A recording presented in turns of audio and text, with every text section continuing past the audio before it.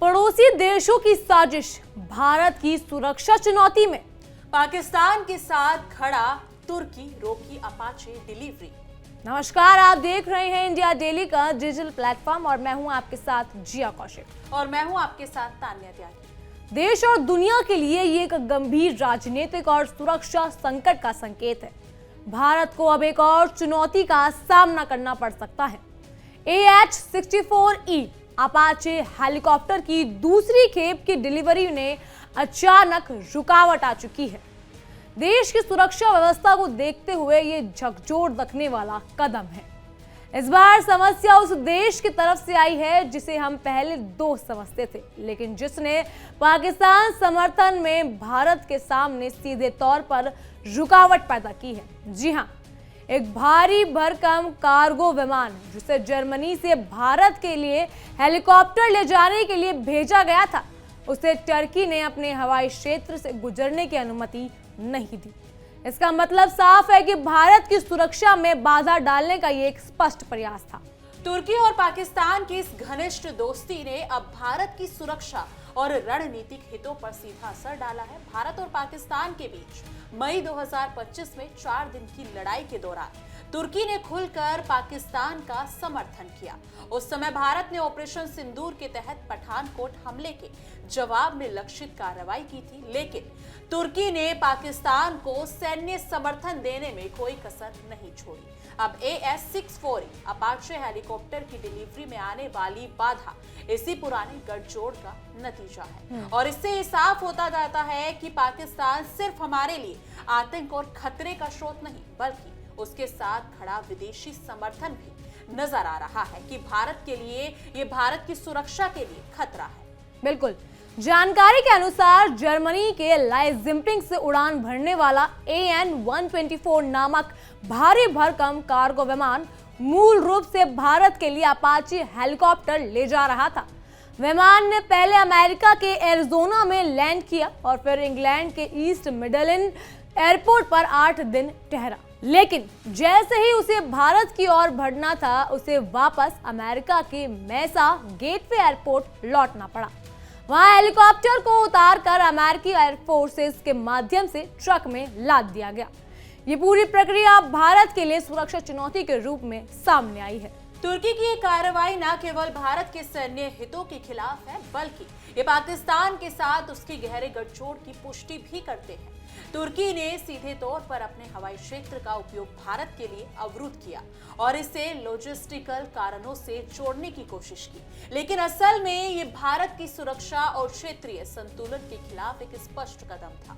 भारत ने हमेशा अपनी सीमा और सैन्य तैयारियों को मजबूत किया है, लेकिन अब सामने आया है कि पाकिस्तान न केवल आंतरिक खतरों का कारण है, बल्कि उसका समर्थन करने वाले अन्य देश भी हमारे लिए चुनौती बन सकते हैं। भारतीय सेना ने इसे रुकावट के बावजूद अपनी तैयारी और संयम बनाए रखा। AH-64E हेलीकॉप्टर की दूसरी खेप का इंतजार लंबित है, लेकिन इस पूरे घटनाक्रम में भारत और पाकिस्तान के बीच असंतुलन को और स्पष्ट कर चुका है। मई 2025 में हुए 4 दिन के युद्ध के बाद से ही पाकिस्तान ने भारत के खिलाफ रणनीतिक गठजोड़ बनाए रखा है। तुर्की ने इस हरकत से साफ हो चुका है कि ये पाकिस्तान के साथ खड़े देश भी भारत की सुरक्षा में बाधक बन सकते हैं। इससे पहले तुर्की ने पाकिस्तान को ड्रोन और अन्य सैन्य सहायता प्रदान की थी। ऑपरेशन सिंदूर के दौरान भारत ने लक्षित हमले किए, लेकिन पाकिस्तान के लिए तुर्की का समर्थन भारत के खिलाफ एक बड़ा राजनीतिक और सैन्य संदेश था। अब AH-64E हेलीकॉप्टर की डिलीवरी में रुकावट इस पुराने गठजोड़ का परिणाम है। भारत के लिए समय है अपनी रक्षा नीति और रणनीति को सख्त बनाने का, क्योंकि पड़ोसी देश पाकिस्तान और उसके समर्थन वाले विदेशी गठजोड़ लगातार भारत की सुरक्षा में बाधा डाल रही है। बिल्कुल तान्या, AH-64E हेलीकॉप्टर की खेप में देरी केवल तकनीकी समस्या नहीं, ये भारत के लिए राजनीतिक और रणनीतिक संकट भी है। तुर्की ने खुले तौर पर पाकिस्तान का समर्थन किया है और भारत के लिए महत्वपूर्ण सैन्य उपकरण की डिलीवरी को रोक दिया है। ये स्पष्ट संदेश देता है कि पाकिस्तान और उसके सहयोगी देश भारत के खिलाफ किसी भी अवसर का फायदा उठाने में पीछे नहीं हटेंगे। ऐसे समय में भारत की सैन्य तैयारी, सीमा सुरक्षा और रणनीतिक फैसले अत्यंत महत्वपूर्ण बन जाते हैं। भारत और तुर्की के रिश्ते पहले ही गहरे संकट में है। मई 2025 के 4 दिन के युद्ध के बाद तुर्की ने पाकिस्तान के समर्थन में भारत के खिलाफ अपना रुख स्पष्ट किया। अब AH-640 हेलीकॉप्टर की डिलीवरी में आ रही बाधा ये दिखाती है कि पाकिस्तान न केवल आंतरिक खतरा है, बल्कि उसके साथ खड़े अन्य देशों के सहयोग से भारत के लिए नई चुनौतियां पैदा हो रही हैं। ये समय है भारत के लिए अंतर्राष्ट्रीय मंच पर अपनी स्थिति मजबूत करने का और सुरक्षा गठजोड़ को और सुदृढ़ करने का। बिल्कुल, हवा में उलझी इस डिलीवरी प्रक्रिया ने यह भी स्पष्ट कर दिया है कि पाकिस्तान के समर्थन वाले देश भारत के लिए प्रतिकूल हैं। AN-124 कार्गो विमान की अमेरिका यात्रा और अंत में हेलीकॉप्टर को अमेरिकी टर्कों से स्थानांतरित करना भारत के लिए न केवल सैन्य चुनौती है, बल्कि राजनीतिक संदेश भी है। ये दिखाता है कि पाकिस्तान और उसके सहयोगी देश भारत की ताकत और तैयारियों को चुनौती देने की कोशिश कर रहे हैं। अब यहाँ पर नजर आ रहा है कि तुर्की के राष्ट्रपति ने पाकिस्तान का समर्थन किया है, यानी कि तुर्की पाकिस्तान के समर्थन में नजर आ रहे हैं। लेकिन उन हालिया अगर हालातों पर नजर डाले तो ये भारत के लिए काफी एक चेतावनी के रूप में भी नजर आ रहा है, क्योंकि भारत की सुरक्षा काफी सख्त होनी चाहिए उस हिसाब से अगर दो देश एक साथ नजर आ रहे हैं। तो जिया, इस पर क्या कहना चाहोगी? तुर्की और पाकिस्तान दोनों साथ नजर आ रहे हैं, तो वहीं कहीं ना कहीं भारत के लिए ये खतरा भी है। बिल्कुल तान्या, देखिए ऑपरेशन सिंदूर के हवाले से अगर मैं एक बात कहूं तो आप लोगों ने नोटिस करा होगा कि भारत वहां अकेला खड़ा था। पाकिस्तान और भारत का जब युद्ध चल रहा था तो भारत वहां अकेला था, लेकिन पाकिस्तान अपने साथ अपने 4 साथियों को ले आया था। तुर्की, अजरबैजान, इनमें से कितने देशों ने भारत का विरोध करा था, लेकिन जबकि बात आती है पाकिस्तान को समर्थन देने की तो तुर्की और अजरबैजान सबसे आगे होते हैं।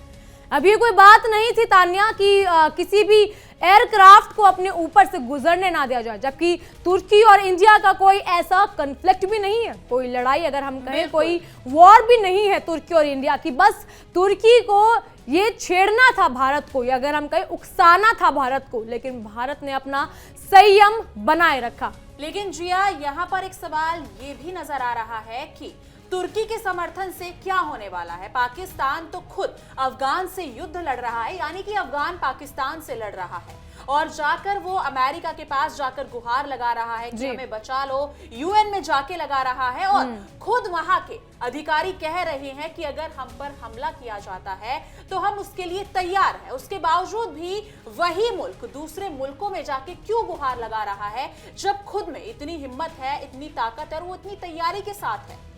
देखिए तान्या, ये तैयारी के साथ तो कभी थे ही नहीं। IMF से लोन पूरा है, खुद के मुल्क में गरीबी इतनी है कि बाहर से पैसा लेना पड़ रहा है, लेकिन वो पैसा हम सब जानते हैं कि वो बॉर्डरों पे लग रहा है।